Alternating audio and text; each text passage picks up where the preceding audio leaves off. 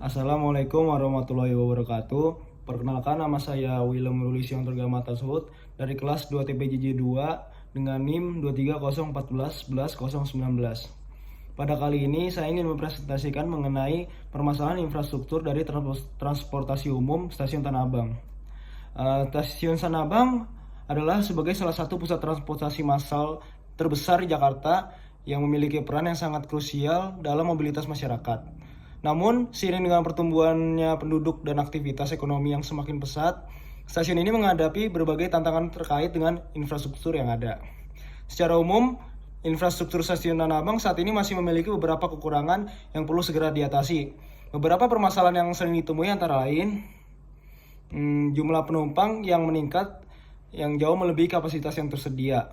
Sekitar jam 6.30 sampai jam 8, padatnya penumpang dari arah Rangkas Bitung.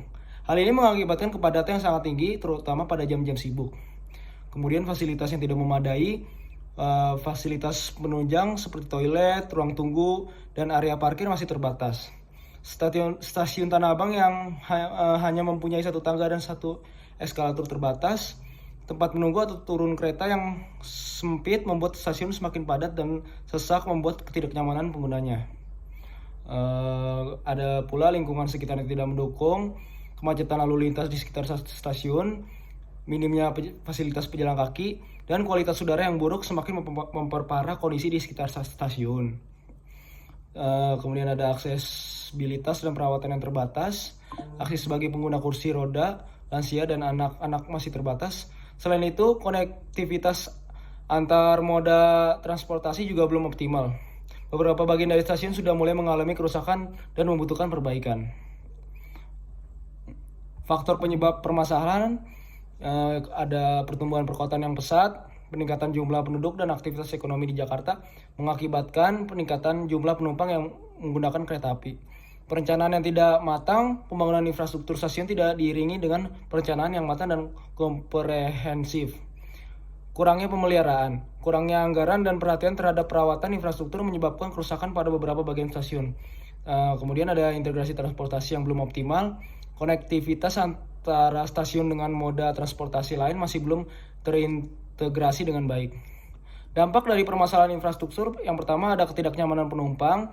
Penumpang mengalami kesulitan dalam mengakses stasiun, mencari informasi, dan melakukan perjalanan. Yang kedua, kehilangan waktu produktif, yaitu kemacetan dan kepadatan di stasiun menyebabkan penumpang kehilangan banyak waktu dalam perjalanan.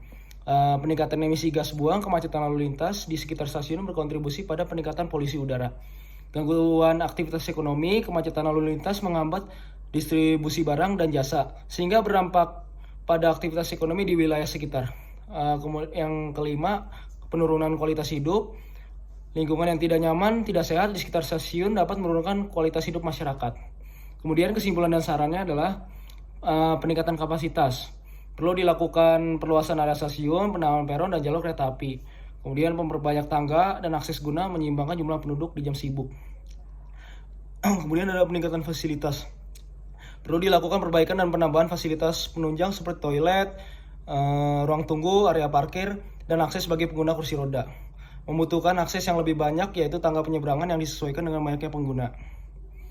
Kemudian peningkatan konektivitas, perlu dilakukan integrasi dengan moda transportasi lain seperti bus, Transjakarta, dan kereta rel listrik atau KRL. Perlu dilakukan pemeliharaan secara berkala terhadap seluruh infrastruktur stasiun. Kemudian perbaikan lingkungan sekitar, perlu dilakukan penataan lingkungan sekitar stasiun seperti pembuatan jalur pedestrian, penambahan ruang terbuka, hijau, dan pengendalian lalu lintas. Kemudian terakhir, membuat peron kereta api secara modernisasi, yaitu dengan memperbesar sehingga membuat tampaknya lebih modern dan semakin maju di masa yang akan datang. Sekian dari saya, kurang lebihnya mohon maaf. Wassalamualaikum warahmatullahi wabarakatuh.